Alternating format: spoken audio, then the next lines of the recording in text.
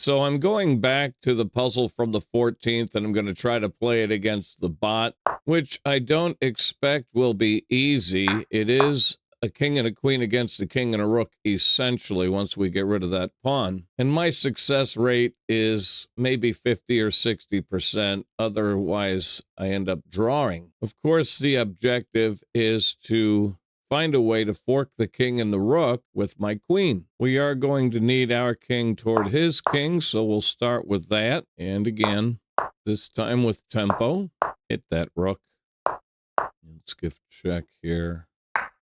Okay, I don't want to allow this or this. We'll keep this square covered with our queen, but we'll get out of the same rank as our king, so that if he does gift check, it's not a skewer. He does gift check, and it's not a skewer. Put him in danger. Here. Okay, I can grab that pawn at last. And of course, the move counter resets to 0 when I captured the pawn. Yeah, I should not have allowed him to do that. I should not have allowed him to do that. Okay, this is a structure you want to be familiar with. Your king opposing his king and his rook right next to it. Push that king on over. Oh, I was thinking he'd come here and then we'd squeeze him. That's okay. Let's give him check here.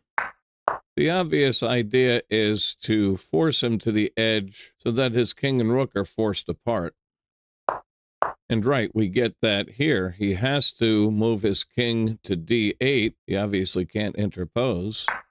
And now we force his rook away from his king. Note the rook has to come down the e file or there'd be a skewer.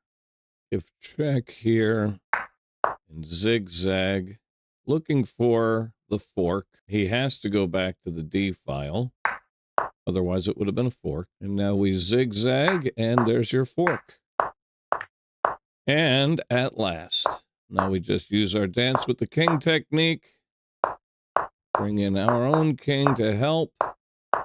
And there's checkmate. Oh, yeah.